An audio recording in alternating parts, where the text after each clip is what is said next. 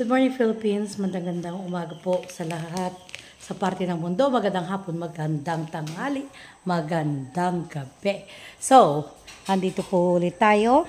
Mag-update po tayo sa ating butas na nangyari sa bahay, likod ng bahay. Para sa mga ngayon lang po nag-tune in, yung sinasabi ko na butas is yung kung mag-watch back kayo sa ating mga previous video, nangyari po na bumagsak yung dating pinaghukayan na para sa balon sana, pero dahil yung mga naunang mga contractors o mga unang nag-work dito sa bahay is pinagbasurahan nila ng mga kahoy, yung butas na yon, nauna yung mga kahoy sa kanila nilagyan ng lupa. So, nung dumating ako, dinagdagan ko na lang yun ng lupa, ng river mix, ng bato. And then, nung nagkaroon ng napakalakas ng ulan, kamakailan, is gumuho po yung butas na yon because nabulok yung mga kahoy na mga nilagay ng mga naunang workers. Kaya, then, habang nag-order ako ng bato na ilalagay doon, umulan ulit, and then, ang nangyari po is lumaki ng lumaki yung butas. So, parang sa mga ngayon lang nag-tune in, this is already a part 3 sa tungkol sa hole na yon. Like, some call it sinkhole. At ang ginawa natin is tumawag po tayo ng geodetic engineer. At yon ang advice niya is that lagyan ng river mix, lagyan ng bato. Yung river mix po, yun ang sisid-sid sa mga areas na hindi matatabunan ng bato o kaya yung mga inserts between mga stones. So kaya ganun po ang ginawa. At nakaubos po tayo ng 2 load ng mga bato at nakaubos din tayo ng 1 load ng river mix. Yeah, tama, 1 load ng river mix. So tignan na po natin ito na po. Let's update you. So, ito na po yung butas na yon. So, nung kahapon or ng isang araw umulan ulit. So, ang ginawa, maganda yung umulan para masidsid ng masidsid.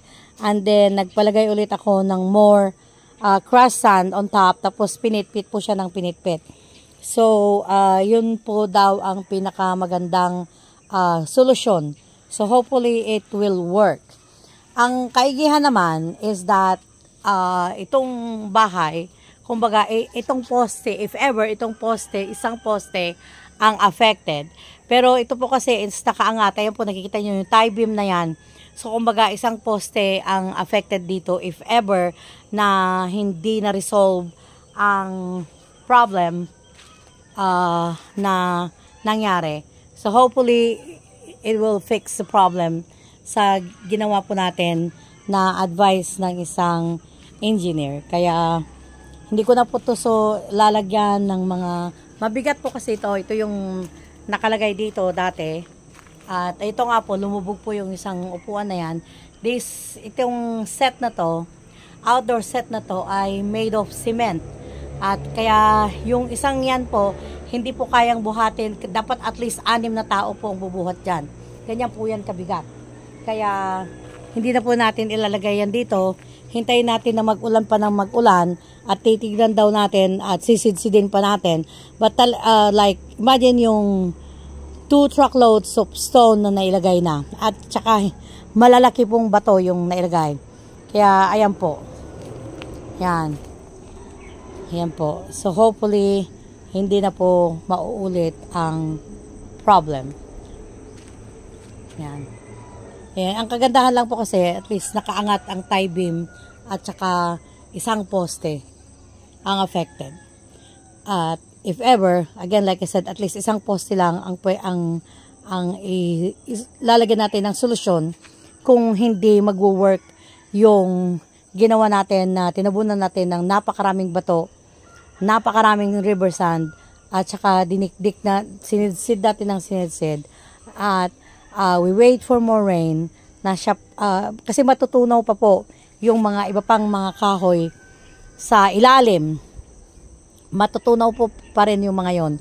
Kaya expected na medyo lulubog pa, pero hindi na raw siya magsisink, hindi na siya magkakaroon ng hole.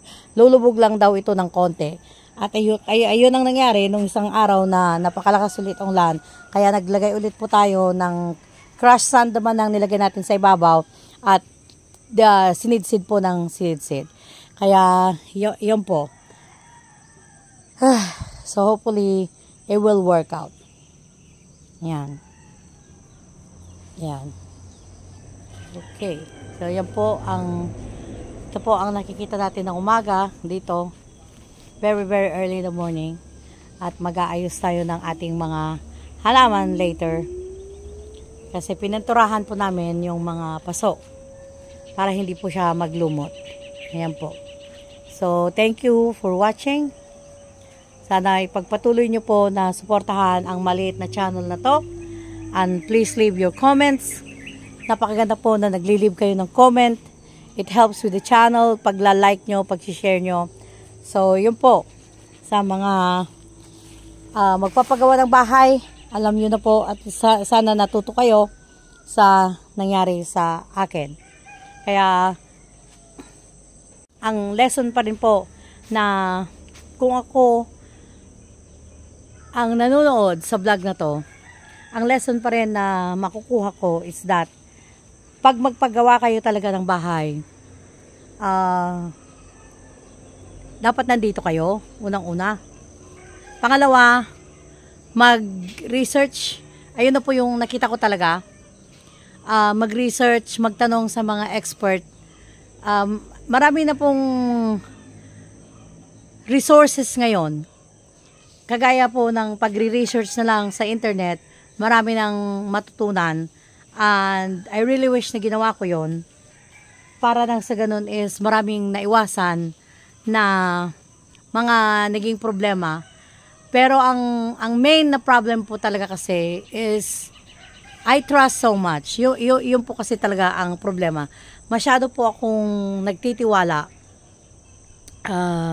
Naniniwala kasi ako sa kabutihan ng isang tao. At kung minsan nawawala yung awareness baga. Lalo kung kakilala, kamag-anak. So, magtitiwala ka. At ang nangyayari, ang hirap kasing sabihin na wag magtiwala. Basta matuto na lang po kayo sa aking karanasan na despite of what happened to me, hindi pa rin ako nawawala ng pag-asa na may mga mapagkakatiwalaan pa ring tao. The only thing is dapat maging aware na pwedeng wag pagkatiwalaan ng isang tao. Ang hirap po kasi para bang nagiging paranoid na tayo, no? Na okay, so kamag-anak ko to, ganitong ginawa sa akin. Paano na lang yung ibang tao? Ganun na, alam mo yung parang nagiging paranoid ka na. Lahat na lang ng tao pwede mong pag-isipan ng masama because of what happened to me. And hindi naman siguro po katangahan ang magtiwala sa isang akala mo lubos mo ng kakilala. Para sa akin, hindi na ako ang nagkasala doon.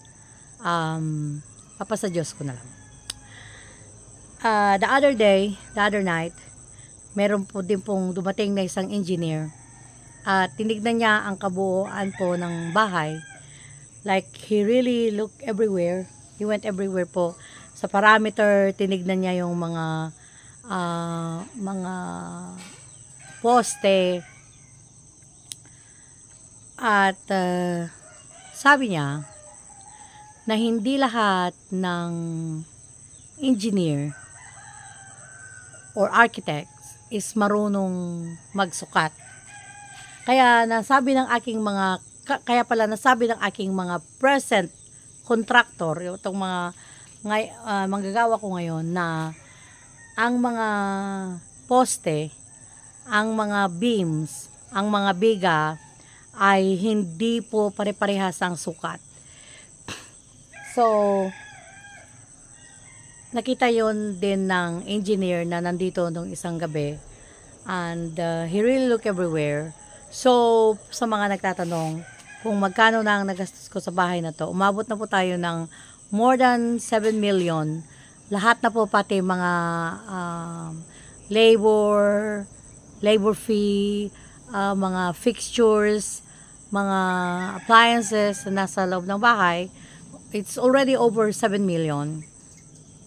At sinabi ng engineer na yon, sa kanyang estimation na 20 to 30,000 per square feet, 20 to 30,000 pesos per square feet, ang square feet ng bahay ko is 5 million. So, kung susumahin niya ang magagastos sa bahay ko, this size is 5 million. So, kung nakagastos na pa tayo ng over 7 million, so alam na po natin kung magkano ang nawala or na-scam or down the drain na pera. So, sa mga nagtatanong, ito na pong nagastos ko. So, ibig sabihin po, pag 5 million, yaring-yari na po ang bahay ninyo. You know, like na slab ang bubong. So, yun po. Kaya, pagpatuloy po nyo ang panonood. Thank you so much. Thank you for watching. Thank you for liking and sharing and leaving comments para sa ikalago po ng ating maliit na channel. Thank you so much. Bye-bye.